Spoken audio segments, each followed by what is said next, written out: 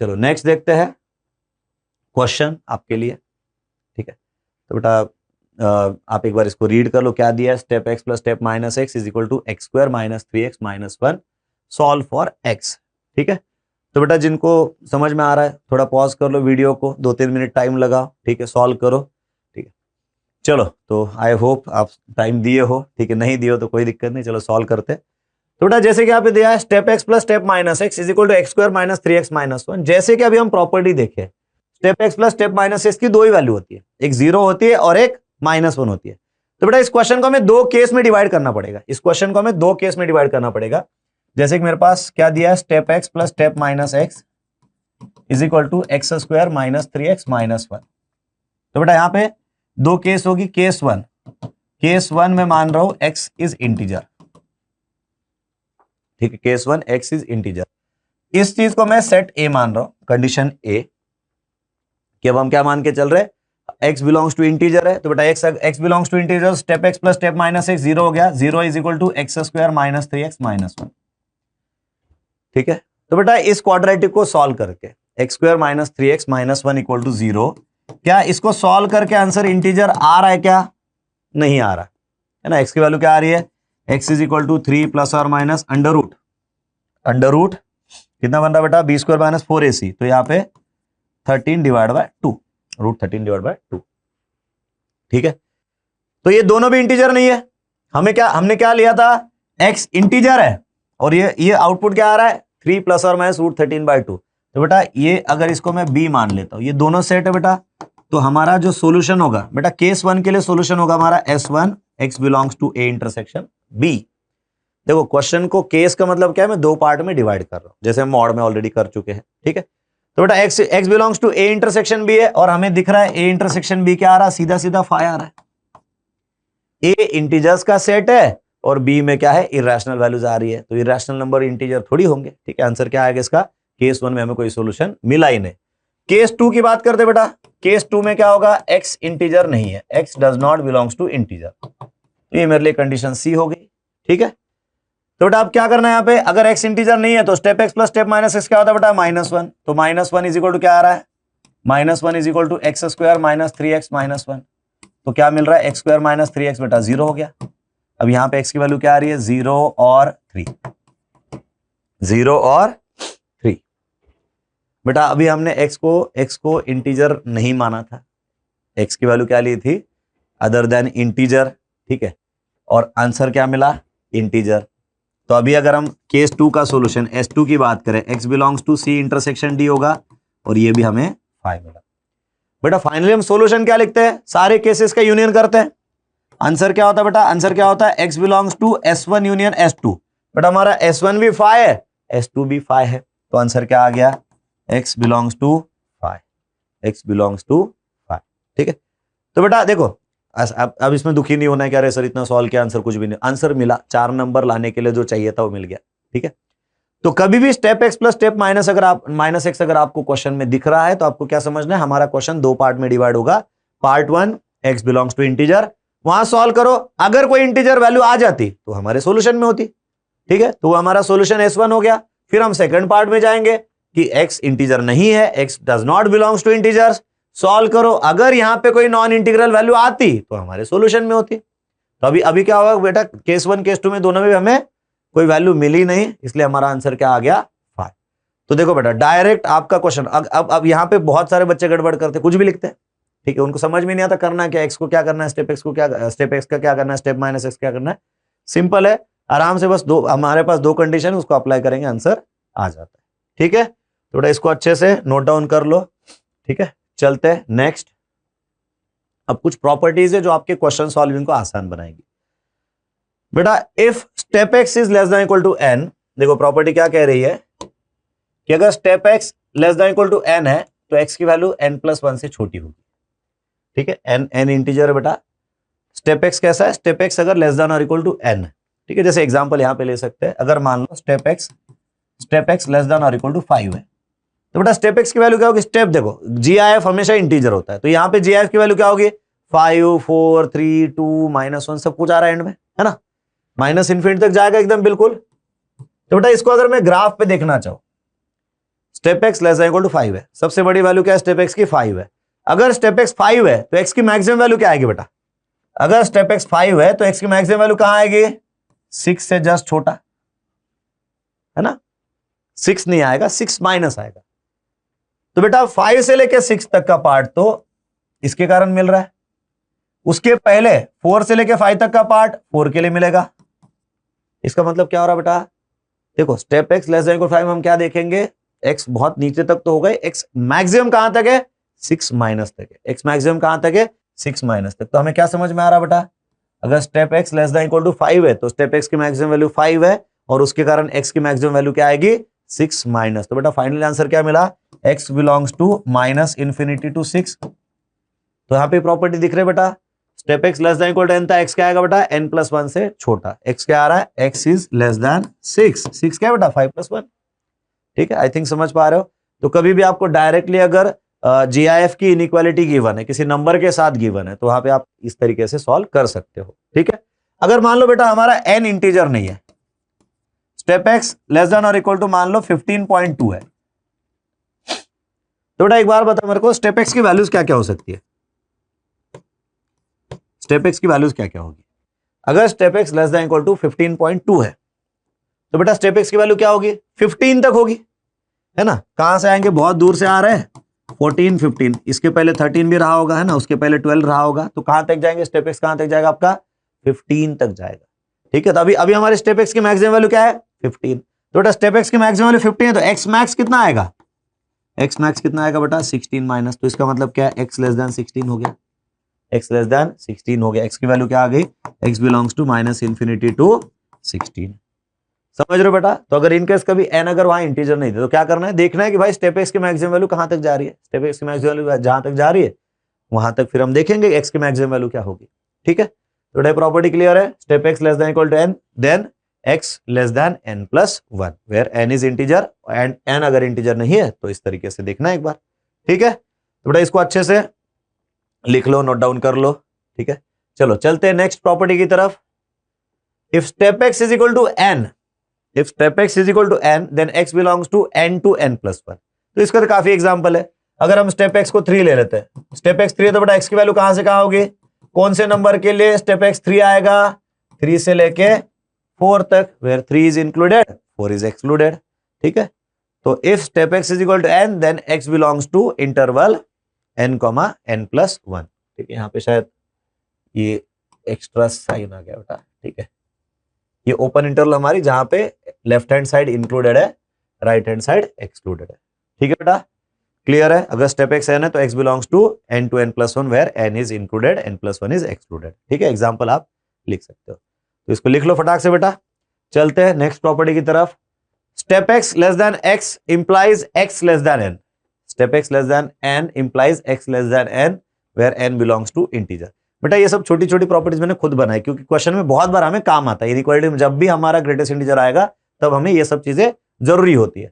तो ऐसे मान लो अभी हमें दिया है स्टेप एक्स लेस देन 15, तो बेटा step x less then 15, step x की मैक्सिमम वैल्यू क्या आएगी 14 और एक्स की मैक्सिमम वैल्यू क्या आएगी 15 माइनस, एक्स की मैक्सिमम वैल्यू क्या आ रही है 15 माइनस, तो हो गया एक्स क्या है हमारा, एक्स 15 से छोटा है, x belongs to minus infinity से 15 कैसा बेटा ओपन आएगा।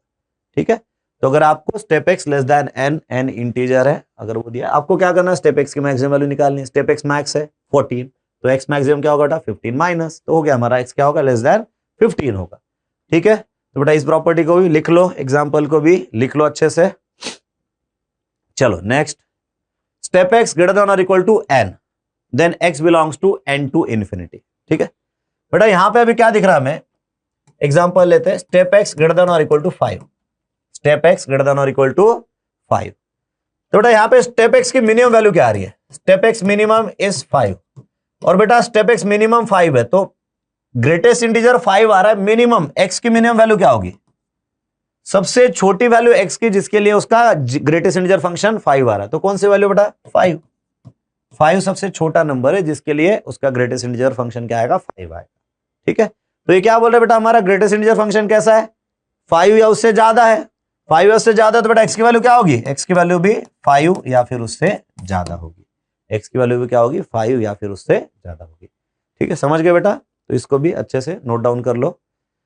चलो नेक्स्ट देखते हैं बेटा, if step x is greater than n, if step x is greater than n implies x belongs to, यहां पे थोड़ा थोड़ा एरर है बेटा, implies x belongs to n plus 1 to infinity, implies x belongs to n plus 1 to infinity।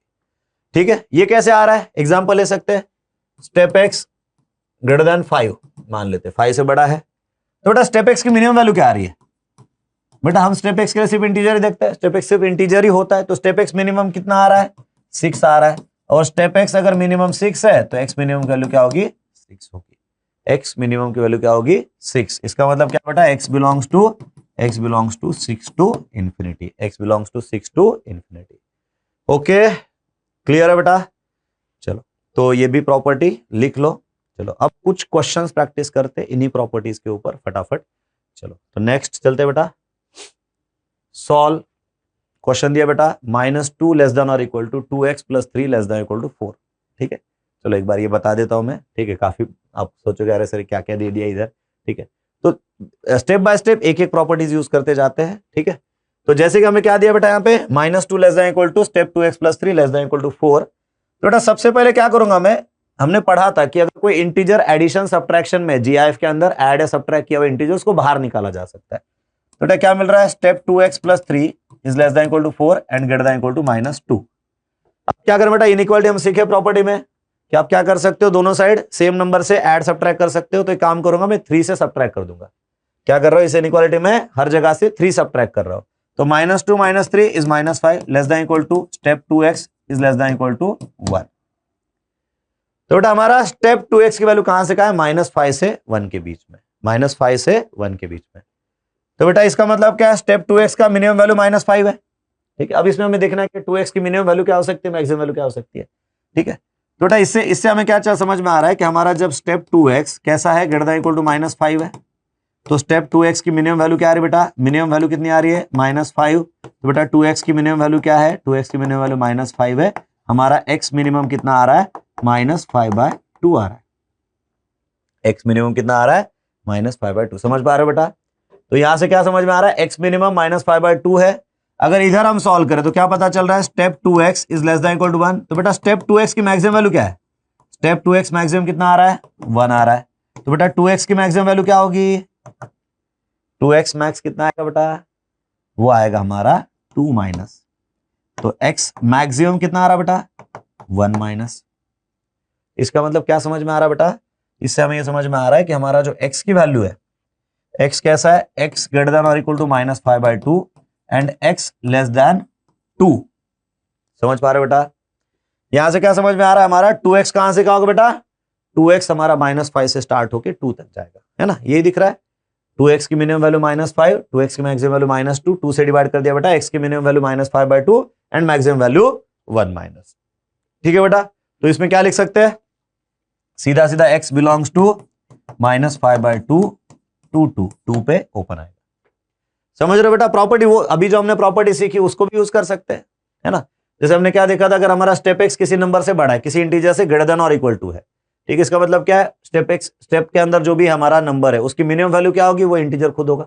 जैसे यहाँ पे property आप देख सकते हो, स्टेप x हमारा क्या है बेटा? Greater than equal to n था, तो x की मिनिमम वैल्यू क्या है? n है। x की मिनिमम वैल्यू क्या है? n है। एंड अगर स्टेप किसी से लेस देन और इक्वल टू है तो बेटा उसकी मैक्सिमम वैल्यू क्या होगी? इसमें 1 प्लस करना है। ठीक है, यहां से हम डायरेक्ट भी जा सकते हैं, डायरेक्ट भी पाथ है। 2x कैसा बेटा? 2x मिनिमम क्या होगा? -5 से बड़ा होगा, -5 है उससे बड़ा होगा। और 2x मैक्स कहां तक जाएगा बेटा? 2 तक जाएगा, क्योंकि 2x का स्टेप 1 है ना, 2x का स्टेप 1 है, तो 2x की वैल्यू कहां तक जा सकती है? 2 माइनस तक, तो इसलिए लेस देन 2 लिख दिया।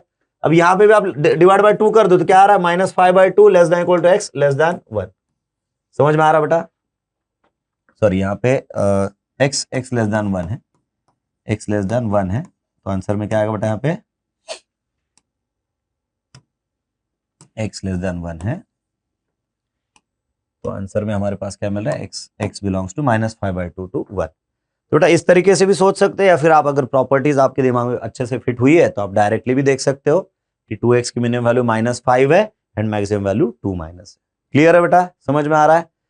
तो एक बार फिर से देख लो मैंने क्या किया बेटा, यहाँ पे स्टेप ऑफ 2x + 3 था तो +3 मैंने बाहर निकाला, फिर इनइक्वालिटी की प्रॉपर्टी हम हर जगह से सेम नंबर सब्ट्रैक्ट कर सकते हैं, मैंने 3 हर जगह सब्ट्रैक्ट कर दिया। तो -2 - 3 - 5, 4 - 3 = 1, तो स्टेप 2x -5 और 1 के बीच में है, तो बेटा स्टेप 2x की मिनिमम वैल्यू -5 होगी एंड मैक्सिमम वैल्यू क्या है, स्टेप 2x जब 1 होगा तब 2x की मैक्सिमम वैल्यू मिल रही है 2 माइनस, तो -5 से 2 के बीच में है, वेयर 2 से स्ट्रिक्टली लेस देन है एंड -5 से इक्वल हो सकता है, बड़ा हो सकता है। तो 2 से डिवाइड किया बेटा, -5 से 1 के बीच में आ रहा है, या फिर इस तरीके से भी हम सोच सकते हैं। ठीक है, तो बेटा इसको अच्छे से लिख लो, ये मेथड 1 है, ये मेथड 2 है। मेथड 2 थोड़ा डायरेक्ट है तो उसको मैंने थोड़ा आपको ये बेसिक एक्सप्लेन करके लिखा है। तो बेटा लिख लो इसको अच्छे से, मेथड 1 मेथड 2 करके। चलो तो एक और क्वेश्चन है, अभी थोड़ा आसान लग रहा है ना। चलो खुद से सॉल्व करो बेटा, वीडियो रोको, ठीक है, पॉज करो और फटाक से क्वेश्चन लगाओ। चलो आई होप आपने अपना समय लेके क्वेश्चन सॉल्व किया हो। चलो आंसर चेक करते हैं आपका करेक्ट है क्या। तो बेटा स्टेप एक्स की मिनिमम वैल्यू -1 है, तो एक्स मिनिमम क्या होगा बेटा, -1। Step x minimum -1, x minimum क्या होगा, -1। स्टेप एक्स मैक्स 2 है, स्टेप एक्स मैक्स 2 है, तो बेटा एक्स की वैल्यू कहां तक जाएगी, स्टेप एक्स 2 कहां तक आता है, 3 माइनस तक आता है। इसका मतलब क्या है, एक्स लेस देन 3 है, एक्स 3 माइनस तक जा रहा है, मतलब एक्स लेस देन 3 है। तो इसी को क्या लिख सकते हो बेटा, x बिलोंग्स टू -1 to 3। इसके बीच का कोई भी नंबर ले लो बेटा, उसका GIF क्या आएगा, -1 0 1 2, ये 4 वैल्यूज आ सकता है, मतलब -1 less than equal to GIF less than equal to 2। Clear है बेटा, लिख लो अच्छे से। चलो एक और क्वेश्चन देखते हैं, -12 लेस देन और equal to step x less than 5। ठीक है, -12 less than equal to step x less than 5। बेटा वीडियो पॉज करो, सॉल्व करो, ठीक है, टाइम ले लो। चलो देखते हैं आपने क्या किया है। तो बेटा देखो -12 से इसका कोई रिलेशन है नहीं, हमें क्या देखना है, स्टेप एक्स कौन सी इंटीजर वैल्यू ले सकता है। तो स्टेप एक्स -12 से बड़ा है, मतलब स्टेप एक्स की मिनिमम वैल्यू बेटा 0 आ रही है, स्टेप एक्स की मिनिमम वैल्यू क्या आ रही है, 0, एंड मैक्सिमम वैल्यू क्या आ रही है बेटा, 4। 5 से छोटा मतलब क्या आएगा, 4 आएगा। तो बेटा step x greater than equal to 0 मतलब एक्स की वैल्यू क्या होगी, एक्स की मिनिमम वैल्यू 0 आएगी बेटा, एक्स 0 से नीचे नहीं जा सकता, एक्स 0 तक ही रह सकता है, एंड स्टेप एक्स बेटा मैक्सिमम कितना है, 4 है। तो एक्स कहां तक जा सकता है, 5 माइनस तक जा सकता है, एक्स कहां तक जा सकता है, 5 माइनस तक। तो बेटा आंसर क्या आ रहा है, x belongs to 0 to 5, x belongs to 0 to 5। ठीक है, क्लियर है बेटा, समझ में आ रहा है। ठीक है, तो हमें क्या करना है, इंटीजर से कंपेयर करना है। ग्रेटेस्ट इंटीजर हम किससे कंपेयर करेंगे, इंटीजर से कंपेयर करेंगे। ग्रेटेस्ट इंटीजर की जो मिनिमम वैल्यू है वही एक्स की मिनिमम वैल्यू होती है, और जो ग्रेटेस्ट इंटीजर की मैक्सिमम वैल्यू है उसमें 1 माइनस ऐड करो, वो एक्स की मैक्सिमम वैल्यू होती है। ठीक है, जैसे इसकी स्टेप एक्स की मैक्सिमम वैल्यू 4 थी, तो एक्स की मैक्सिमम वैल्यू क्या बेटा, 4 + 1 माइनस मतलब 5 माइनस, तो एक्स लेस देन 5 होगा। 5 नहीं हो पाएगा, उससे जस्ट पहले रुक जाएगा। ठीक है बेटा, समझ पा रहे हो, लिख लो अच्छे से। चलते हैं नेक्स्ट क्वेश्चन देख लो। f of x is equal to x when x is rational and 1 minus x when x is irrational. q क्या बेटा, q is a set of rational numbers, r minus q means q dash is a set of irrational number. तो बेटा question क्या पूछा है, question क्या पूछा हमें यहाँ पे एक GIF आएगा। ठीक है, क्वेश्चन देखो बेटा क्या है हमारे पास, बड़ा ही बेहतरीन सवाल है, थोड़ा काफी कंफ्यूजिंग लगता है बच्चों को। तो बेटा f of x दिया हमें x 1 minus x, x belongs to q, इसको क्या लिखेंगे, x belongs to q dash।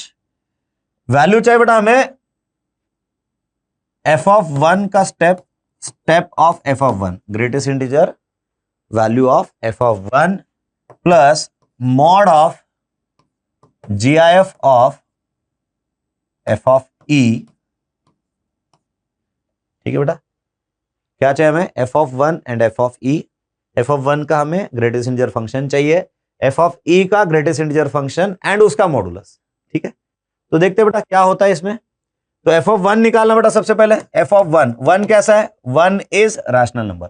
बेटा इस टाइप के जो फंक्शंस होते हैं, जो रैशनल नंबर और इरेशनल नंबर के लिए अलग अलग आउटपुट देते हैं, इसको कहते हैं डिरिचलेट फंक्शन। ठीक है, कई बार ऐसा वर्ड अगर आ जाए ना, डिरिचलेट फंक्शन, तो डिरिचलेट फंक्शन क्या है बेटा, वो फंक्शन जहां पे रैशनल एंड इरेशनल के लिए अलग डेफिनेशन है। क्या होता है, रैशनल एंड इरेशनल के लिए अलग डेफिनेशन। वैसे हमारे सिलेबस का ऐसा कोई पर्टिकुलर पार्ट तो नहीं डिरिचलेट फंक्शन, बट जस्ट आपको नाम पता होना चाहिए कि जब भी ऐसे x belongs to q and x belongs to q dash, इसके लिए अलग अलग डेफिनेशन होती है ना, तो इस फंक्शन को कहते हैं डिरिचलेट फंक्शन। ठीक है, तो बेटा f ऑफ 1, तो 1 कैसा है, रैशनल है, तो कौन सी डेफिनेशन आएगी, f of x is equal to x वाली डेफिनेशन कौन सी आएगी, f of x is equal to x, तो बेटा f ऑफ 1 क्या आएगा, 1 आएगा। फिर बात करेंगे f ऑफ e की, तो बेटा e जैसे मैंने बात किया अभी, ठीक है, e कैसा होता है, e इरैशनल होता है, e कैसा होता है, इरैशनल। तो बेटा अगर x इरैशनल है तो f ऑफ x की डेफिनेशन क्या है, 1 minus x, f of x की डेफिनेशन क्या है, 1 माइनस एक्स, तो बेटा आंसर क्या आएगा, 1 माइनस ई, 1 माइनस ई। बेटा 1 माइनस ई अप्रोक्सीमेटली क्या वैल्यू होल्ड कर रहा होगा, क्योंकि e की वैल्यू कितनी है, e इज अबाउट 2.71, तो 1 माइनस 2.7 इज माइनस 1.71 अराउंड, ठीक है, अप्रोक्सीमेट लिख रहा हूं बेटा मैं, ठीक है, अप्रोक्सीमेट माइनस 1.71 के आसपास इसकी वैल्यू होगी। ठीक है, अब हमें क्या चाहिए बेटा, स्टेप ऑफ f1 चाहिए, तो बेटा f ऑफ 1 कितना है, 1 है, तो स्टेप ऑफ 1 इज 1। फिर हमें step of f of e चाहिए, step of f of e चाहिए, तो greatest integer function of f of e, तो f ऑफ e की वैल्यू जैसे हम देख पा रहे हैं 1 माइनस e है, f of e is 1 minus e and 1 minus e की वैल्यू क्या है बेटा, माइनस 1.7 समथिंग है, तो माइनस 1.7 समथिंग का ग्रेटेस्ट इंटीजर कितना आएगा, -2 आएगा, और हमें क्या चाहिए अब, तो मॉड के अंदर रखा है, बट आंसर क्या आएगा, देखो ये 1 है प्लस मॉड ऑफ -2, तो 1 प्लस 2, आंसर कितना आ गया, 3 आ गया। ठीक है, कई बार स्टूडेंट इसको देख के घबरा जाते, इतना क्या दे दिया, क्या क्या पूछा है, तो कोई टेंशन नहीं बेटा, ये फंक्शन है जो x रैशनल के लिए अलग डेफिनेशन रखा है एंड इरैशनल के लिए अलग डेफिनेशन रखा है। ठीक है, तो जैसे हमने f of 1 f of e पहले निकाला, फिर उनके ग्रेटेस्ट इंटीजर फंक्शन निकाले एंड फिर इसके लिए मॉड चाहिए था, मॉड लगा दिया, आंसर आ गया 3। ठीक है बेटा, तो इसको अच्छे से नोट डाउन कर लो इसको। ठीक है, आई होप आप ये सारे कंसेप्ट अच्छे से समझ पा रहे हो। ठीक है, बहुत बेसिक है ग्रेटेस्ट इंटीजर फंक्शन। चलो नेक्स्ट बेटा, एक प्रॉपर्टी, ठीक है, ग्रेटेस्ट इंटीजर की लास्ट प्रॉपर्टी, ठीक है, बहुत ही इंटरेस्टिंग ये भी, step x plus step x plus 1 by n plus step x plus 2 by n plus so on step x plus n minus 1 by n। बेटा यहाँ पे टोटल n टर्म्स है। ठीक है, ये मैं टोटल n टर्म्स क्यों बता रहा हूं, क्योंकि कई बार बच्चे गलत तरीके से इसको याद रखते हैं। काफी स्टूडेंट को लगता है कि इतना है तो आंसर स्टेप nx आएगा। ठीक है, नहीं, आपका आंसर स्टेप nx कब आएगा बेटा, जब आप कहां से स्टार्ट किए हो, जब आप स्टार्ट किए हो स्टेप x से और आप एंड कहां पे कर रहे हो, step of x plus n minus 1 by n। Answer क्या आएगा बेटा, स्टेप nx आएगा। जैसे मान लो कोई एग्जांपल लेते हैं अपन, जैसे मान लो step of 2 plus step of 2 plus 1 by 50 plus step of 2 plus 2 by 50 plus so on step of 2 plus 49 by 50।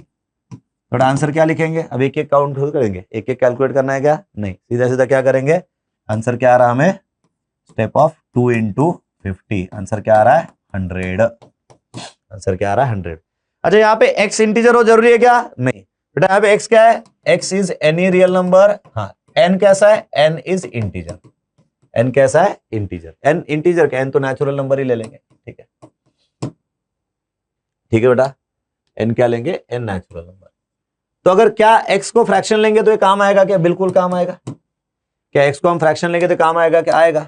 जैसे एक एग्जांपल ले लेते हैं, step of 1/3 plus step of 1/3 plus 1/100 plus step of 1/3 plus 2/100 plus so on step of 1/3 plus 99/100। तो बेटा answer क्या आएगा, step of 100/3 है ना, 1/3 इंटू 100, तो बेटा 100/3 कितना है, 33.33 सो ऑन, तो आंसर क्या आ रहा है 33।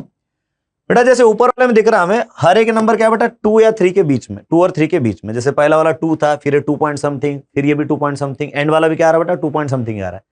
तो ये 50 GIF थे, सबकी वैल्यू 2 थी, आंसर 100 आ गया, समझ में आता है। यहाँ पे एक बार चेक कर लो बेटा, यहाँ पे जैसे हम देख पा रहे हैं, सबसे पहली जो वैल्यू है वो कैसी है, 0 और 1 के बीच में, तो इसका ग्रेटेस्ट इंटीजर 0 आएगा, इसका भी 0 आएगा, इसका भी 0 आएगा, क्योंकि ये नंबर्स कैसे 0 और 1 के बीच में आ रहा है। लास्ट वाला अगर हम नंबर देखेंगे तो कितना आ रहा है बेटा, ये 0.33 प्लस 0.99, तो कितना आ रहा है, इज समथिंग अबाउट 1.3 समथिंग जा रहा है ना, 1.32 के आसपास जा रहा है। तो इसका ग्रेटेस्ट इंटीजर 1 आ रहा है। ऐसी कितनी टर्म्स होगी जिनका ग्रेटेस्ट इंटीजर 1 आएगा, तो यहां पे हमें समझ में आ रहा है 1/3 प्लस 66/100। ठीक है, बेटा यहां तक जो नंबर था वो कैसा था, 1 से छोटा था। यहां तक जो नंबर था वो कैसा था, 1 से छोटा था। इन सब की ग्रेटेस्ट इंटीजर वैल्यू क्या आ रही है, 0 आ रही है। बट जैसे आप इसकी बात करोगे 1/3 प्लस 67/100, बेटा ये कितना है 0.67, ये कितना है 0.3333 सो ऑन। तो कितना आएगा ये कितना आ रहा बेटा, इसको अगर ऐड करेंगे 0.67 प्लस 0.33 सो ऑन, तो आंसर क्या आ रहा बेटा, 1 से जस्ट बड़ा हो रहा है। तो बेटा सबसे पहला जीआईएफ है जिसकी वैल्यू 1 आएगी। ऐसे कितने जीआईएफ हो गए बेटा, 67 वाला, 68 वाला, 69, 70, 70 और ऐसे करते करते 99। 67 से लेके 99 तक कितने नंबर है। अब काफी बच्चे इसमें आंसर देंगे 32 नहीं बेटा, 67 से स्टार्ट कर रहे हैं। 66 के बाद कितने नंबर आ रहे हैं 99 तक, 33 आ रहे हैं। 66 के बाद पहला 67, दूसरा 68, 33rd कौन सा होगा 99। तो बेटा 33 टर्म्स है जिनकी वैल्यू क्या आ रही है, 1 आ रही है, जिनके जीआईएफ क्या आ रहा है, 1 आ रहा है।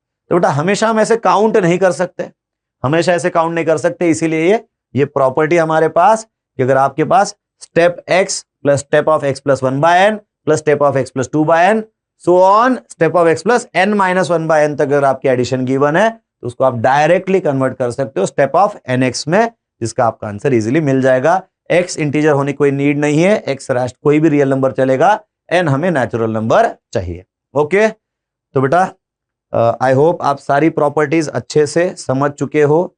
तो अगले सेशन में हम सीखेंगे फ्रैक्शनल पार्ट के बारे में, उसकी प्रॉपर्टीज, एंड फिर लगाएंगे बहुत सारे ढेर सारे क्वेश्चंस। एक और फंक्शन है सिग्नम फंक्शन, उसको भी अगले सेशन में हम पढ़ेंगे। तो बेटा इसको अच्छे से लिख लो, सारी प्रॉपर्टीज अच्छे से प्रैक्टिस करो, अपना जो भी बुकलेट है उससे अच्छे से क्वेश्चंस लगाओ, सो दैट आप ये जो भी कंसेप्ट सीख रहे हो ये ज्यादा से ज्यादा टाइम तक आपके दिमाग में अच्छे से रहेगा। ठीक है, तो चलो बेटा इसको लिख लो, अच्छे से नोट डाउन कर लो। ठीक है, चलो मिलते हैं नेक्स्ट सेशन में जल्दी ही। Bye, all the best.